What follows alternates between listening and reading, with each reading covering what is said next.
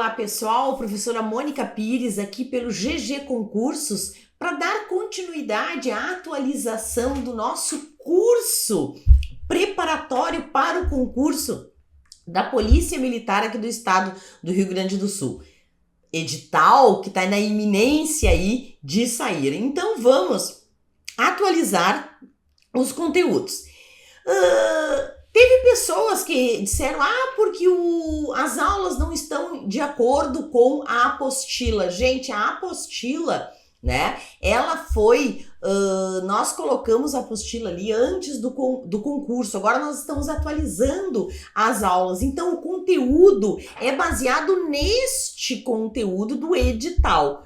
Porém, a gente já deu alguma atualizadinha na legislação ali das aulas. Então, por exemplo, nesta aula que eu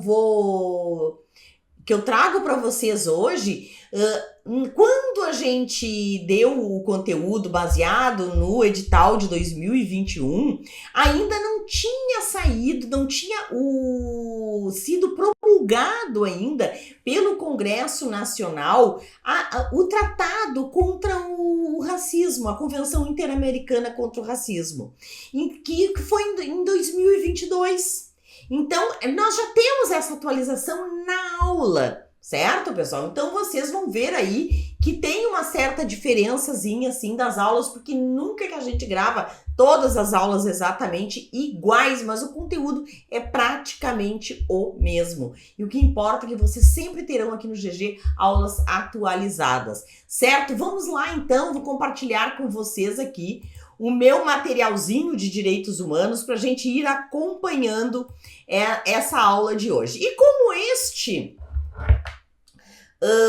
de revisão aqui, ó, já trouxe para vocês, então, qual o tratado que não tinha lá nas aulas que a gente deu preparatórias ao concurso lá em 2021, em razão de que esse tratado internacional, o Brasil só incorporou esse tratado internacional em 2022, pós o concurso. Então, é uma novidade aqui na atualização da nossa legislação, certo? Então, a nossa aula 5 de atualização, a gente vai ver estes tratados internacionais que foram incorporados ao ordenamento jurídico brasileiro através do quê? De votação de um rito especial do Congresso Nacional. Então, a gente vai revisar qual a hierarquia destes tratados frente ao ordenamento jurídico brasileiro, certo? Então, são 4 tratados. Alguns autores não entendem como 4, porque um é um protocolo aditivo a um tratado já existente. Mas são 4, então, legislações que nós temos incorporadas ao ordenamento jurídico brasileiro, com base lá, votado pelo Congresso Nacional, com base no rito estabelecido no artigo 5º, parágrafo 3º da Constituição Brasileira. E, portanto, eles adquirem o status de emenda constitucional perante o ordenamento jurídico brasileiro, que a gente já viu na última aula, mas nós vamos ver agora quais são esses tratados e um pouquinho de cada um, que vocês depois devem acessar toda essa legislação e darem uma olhadinha na íntegra destes 4 tratados internacionais. Certo? Tratados internacionais de direitos humanos. Nunca vamos esquecer isso. Somente estes tratados de direitos humanos têm este status diferenciado aí no ordenamento jurídico brasileiro. Os demais tratados internacionais, por exemplo, de relações comerciais, eles não têm esse status nem de emenda constitucional, nem de norma supralegal. Então, isso aí vocês nunca podem esquecer. Como nós estamos falando de um curso de revisão, de atualização do conteúdo que vai cair no concurso da Polícia Militar, da Brigada Militar, para quem quer ser um soldado da Brigada Militar aqui do estado do Rio Grande do Sul, a gente vai rever o que a gente viu na última aula. Que barbadinha! Com um esqueminha para vocês reverem esta aula quantas vezes vocês quiserem até o concurso. O que nós vimos na aula passada, nas últimas aulas? Que existe um sistema internacional de proteção aos direitos humanos. Este sistema internacional, ele é composto por quê? Pelo quê? Por organismos internacionais que divulgam, que promovem e que fiscalizam as violações de direitos humanos. Através do quê? Através de uma legislação própria. Então, este sistema, ele é composto o quê? Por organismos internacionais de proteção aos direitos humanos e também por um sistema de normas que compõem, que advém destes organismos internacionais. Então, nós vimos que nós temos um sistema internacional dividido em sistema global, que abrange o mundo todo, e sistemas regionais, conforme cada região no mundo, certo? Do planeta, digamos assim. Vamos, então, ver uma revisãozinha desta parte, deste sistema internacional de proteção aos direitos humanos. Revisando lá no topo do nosso quadrinho aí maravilhoso que a prof fez com todo o carinho para facilitar os estudos de vocês. Direitos humanos, então, são direitos o quê? Essenciais, que são assegurados ao homem na esfera internacional e visam o quê? A proteção da dignidade humana. E esses direitos, eles têm como uma das maiores, que a principal característica, a sua universalidade. Por quê? Porque eles são oponíveis a todos. Eles valem em qualquer lugar para qualquer pessoa, em razão da sua condição humana. E também eles podem ser perquiridos tanto na esfera interna do país quanto na esfera internacional. Isso é a característica da universalidade dos direitos humanos. Então, por isso nós temos esse sistema internacional de proteção. E como que começou esse sistema? Conforme a gente viu da evolução histórica dos direitos humanos, principalmente pós as atrocidades cometidas na Segunda Guerra Mundial, mas os horrores vividos pela humanidade em relação ao nazismo, ao fascismo, nós tivemos o quê? Em 1945, a criação da ONU, da Organização das Nações Unidas, que é o principal organismo internacional global, que representa o sistema global de proteção aos direitos humanos, né? Que então é integrado por uma vasta legislação. Inicialmente a ONU, ela foi integrada por 51 países e que aí esses países firmaram a Carta da ONU, que era um documento que trazia toda a regulamentação das Organizações das Nações Unidas. E aí esses países se comprometendo a cumprirem aquilo que fosse estabelecido, fosse debatido e estabelecido na Assembleia Geral da ONU. E um dos países que foram signatários da Carta da ONU foi o Brasil, certo? Então, este sistema global dos direitos humanos é composto por um conjunto de normas, tratados, acordos, né? E mecanismos internacionais que visam promover os direitos humanos no mundo e também coibir e também responsabilizar os países pelas graves violações aos direitos humanos, certo? Então, o Sistema Internacional de Proteção aos Direitos Humanos, ele é composto por um sistema global e por um sistema regional. Sistema global, principal organismo, a ONU e seus diversos tratados, como a Convenção contra a Tortura, a Convenção para a Proteção das Pessoas com Deficiência, a Convenção à Proteção às Crianças, certo? Então, são tratados gerais, contra o racismo, né? Que derivam o quê? São oriundos o quê? Da ONU. E depois nós temos também um sistema regional de proteção aos direitos humanos. E os principais sistemas que nós temos hoje, devidamente estabelecidos, oficializados, é o sistema europeu, o sistema africano e o americano.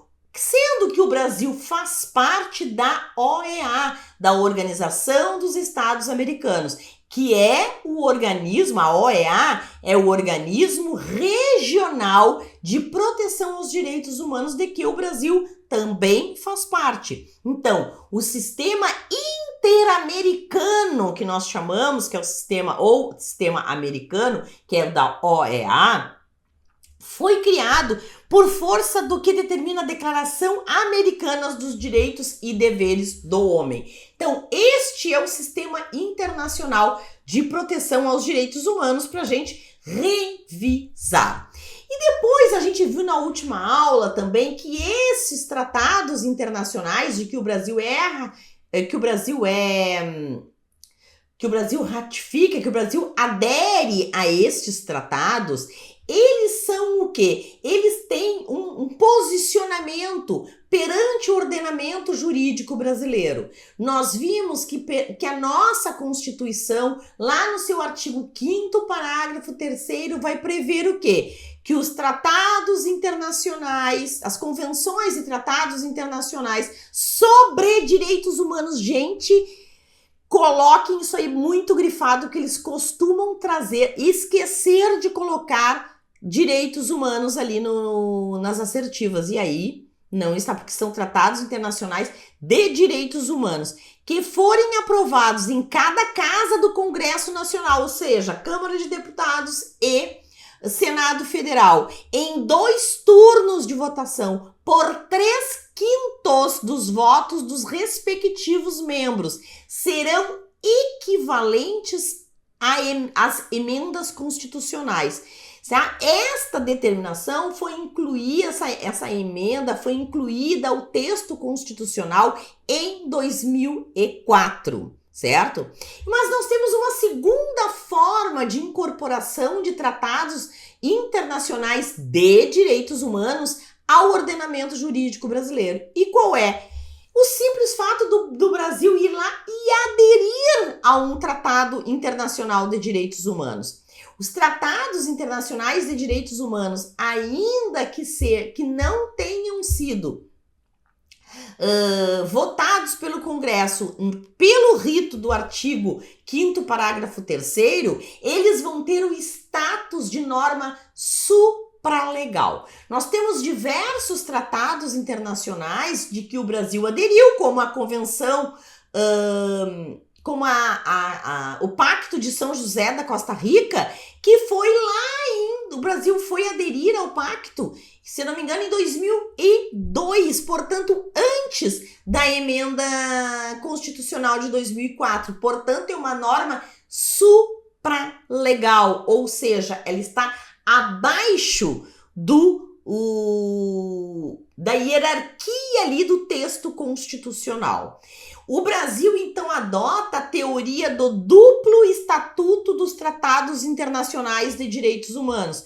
Possibilidade de uma norma ter o mesmo tipo de norma, ter 2 status conforme o rito de aprovação lá no Congresso, sabe? Que dá esse nome de teoria do duplo estatuto dos tratados internacionais. Isso aí só a título de exemplificação.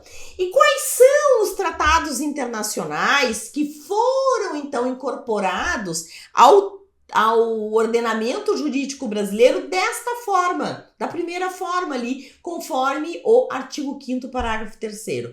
São 4 ou 3 e mais um protocolo. Então, é a Convenção sobre os Direitos da Pessoa com Deficiência, olha ali, olha a data, 2007, portanto, pós a emenda de 2004, que trouxe aquele parágrafo 3º ao artigo 5º, isso aí já é um bom raciocínio de vocês fazerem na hora de analisarem uma questão.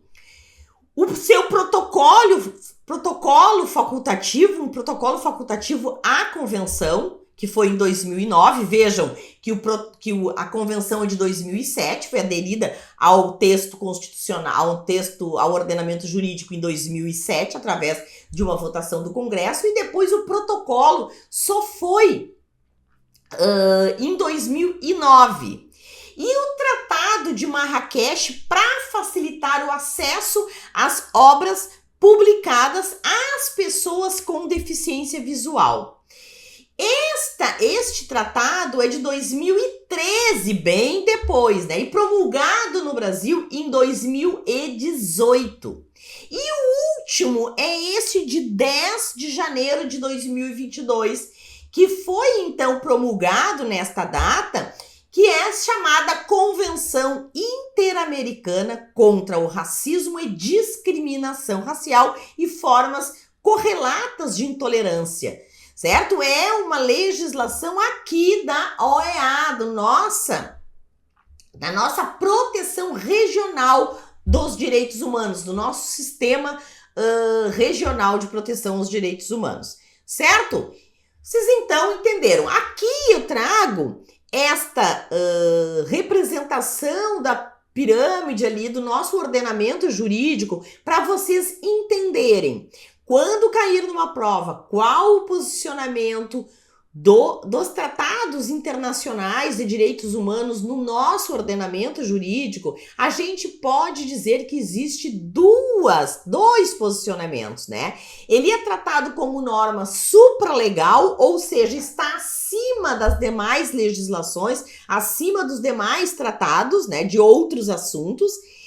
Então, os tratados internacionais, ou eles têm um status de norma supralegal, ou eles têm um status de emenda constitucional. Portanto, eles estão ali, grudadinhos, a supralegal está ali grudadinho ao texto, à Constituição, mas segundo o nosso STF, segundo o Supremo, não tem status de emenda constitucional. Só vai ter status de emenda constitucional aqueles que forem aprovados pelo rito do artigo 5º, parágrafo 3º da Constituição, que são aqueles 4 que nós vimos ali anteriormente. E que agora a gente vai ver um pouquinho de cada um deles para exemplificar muito bem essa nossa aula de hoje, certo?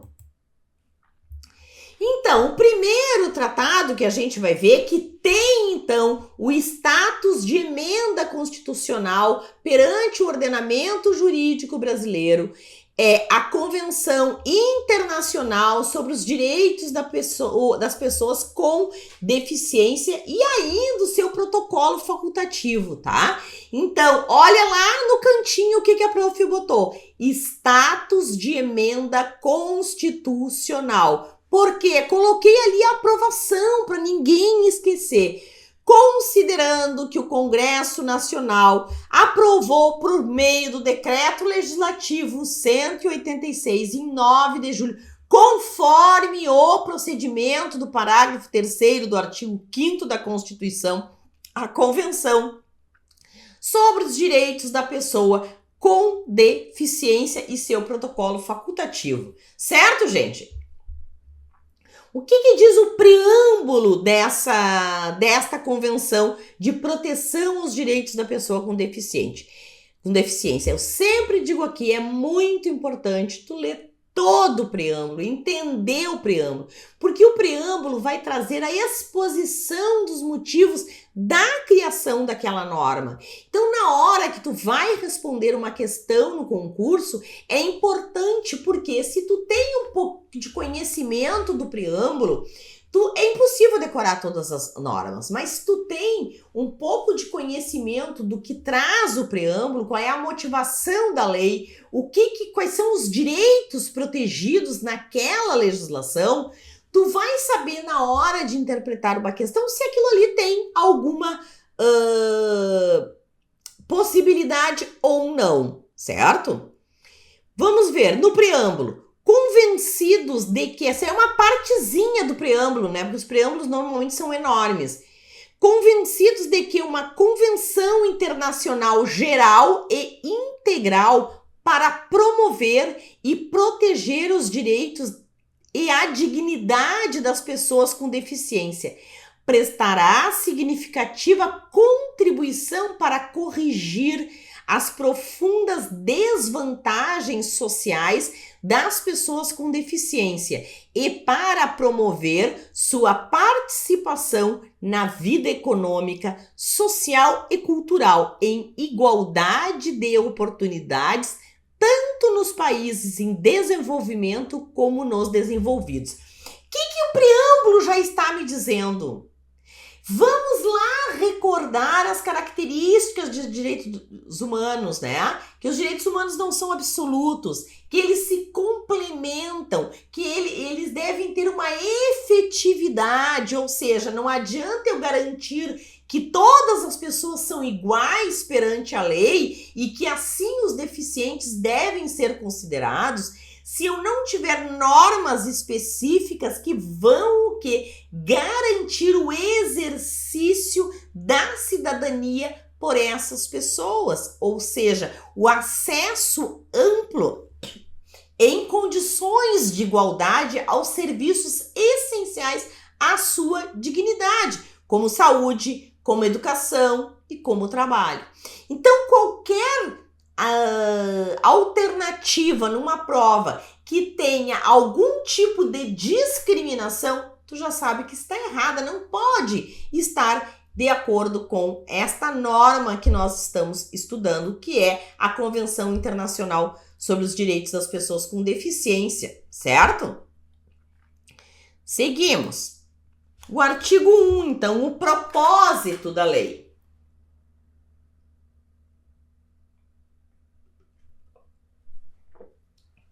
Maleve. Vamos lá. Qual o propósito aqui no artigo, professora Cibabô? No artigo 1, o propósito da presente convenção é promover, proteger e assegurar o exercício pleno e equitativo. O que é equitativo? Igualdade de condições de todos os direitos humanos e liberdades fundamentais por todas as pessoas com deficiência e promover o respeito pela sua dignidade inerente. Pessoas com deficiência são aquelas, então aí já vai trazer um conceito, né? Então, se cai numa questão, para a convenção, quem são consideradas pessoas com deficiência? O que para ser considerado? São aquelas que têm impedimentos de longo prazo, de natureza física, mental, intelectual ou sensorial. Ou seja, aquela pessoa que tem algum tipo de impossibilidade, né? De natureza física, ou seja, pode não conseguir caminhar, né? Ela pode não ter um membro, ela pode ser deficiente mental, ela pode ter uma deficiência intelectual, né? Ou sensorial, ou seja, ela pode não ouvir, pode não falar. Os quais, em interação com diversas barreiras, podem obstruir sua participação plena e efetiva na sociedade em igualdade de condições com as demais pessoas. Então, este é o propósito da lei, que as pessoas que tenham qualquer tipo de limitação, seja intelectual, mental, sensorial, de locomoção, física, elas tenham o que elas consigam ter acesso a todos os serviços e direitos em igualdade de condições. E promover o quê? A não discriminação, né?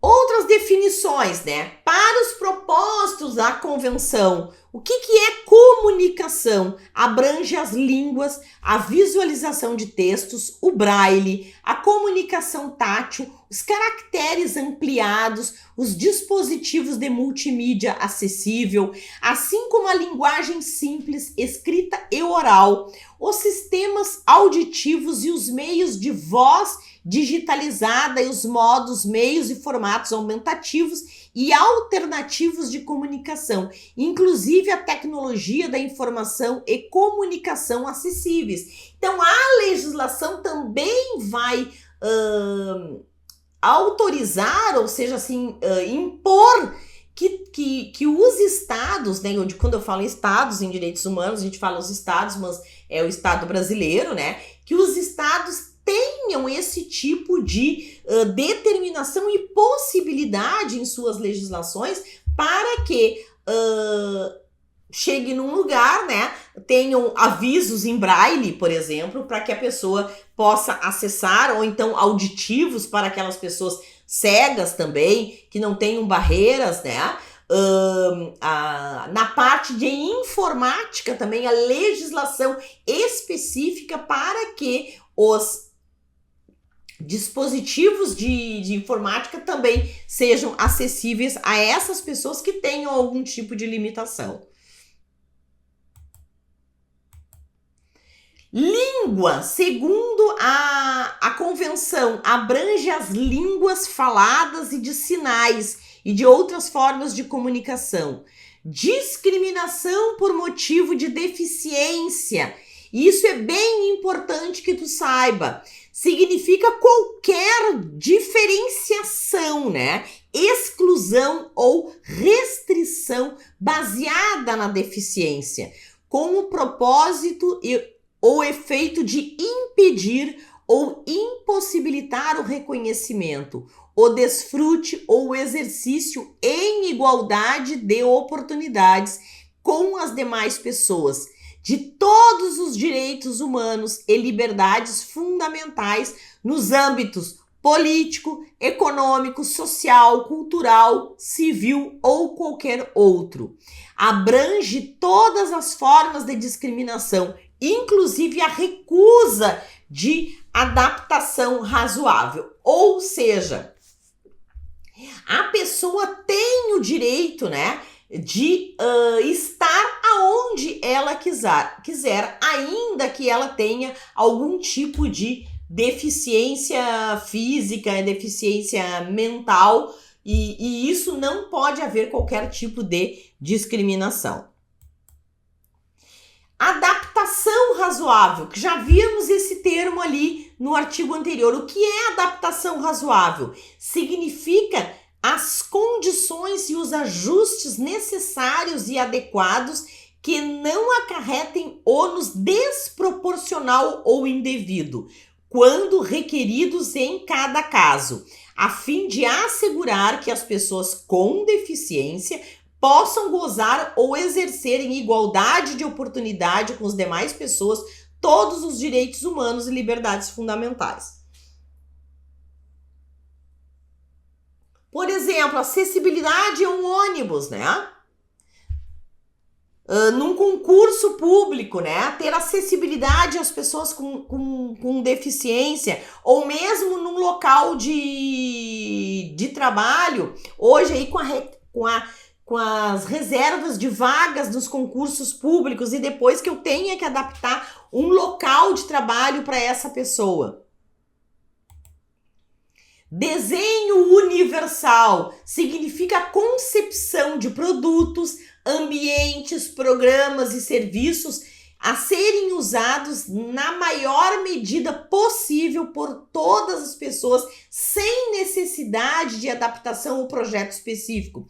O desenho universal não excluirá as ajudas técnicas para grupos específicos de pessoas com deficiência quando necessárias, obviamente, conforme o tipo de deficiência. Então, isso é bem importante também. Aqui, princípios gerais desta norma, desta convenção para a proteção às pessoas com deficiência. Então, nós vimos qual o objetivo da norma, a não discriminação, a equidade, né? Que as pessoas tenham acesso aos serviços públicos em igualdade de condições com as pessoas que não tenham deficiência. Então, imaginem, ainda que a legislação se esforce muito, digamos assim, isso já é difícil de ser contemplado. Imaginem sem uma legislação que assim o determine, certo? Então, gente, a gente vai ver esse artigo número 3 no segundo bloco, que eu vou dar continuidade à Convenção para as pessoas com deficiência, certo? Então, eu já volto para a gente ver o artigo número 3 e as demais convenções que têm, então, a mesma hierarquia, o status de emenda constitucional, porque foram votados pelo Congresso Nacional quando submetidos à apreciação do Congresso Nacional para ver se o Congresso queria ou não incorporar um tratado de direitos humanos ao ordenamento jurídico, eles foram incorporados, foram votados pelo rito específico que está lá no artigo 5º, parágrafo 3º, certo? Nós vamos ver o restante destas normas hoje, no segundo e terceiro bloco.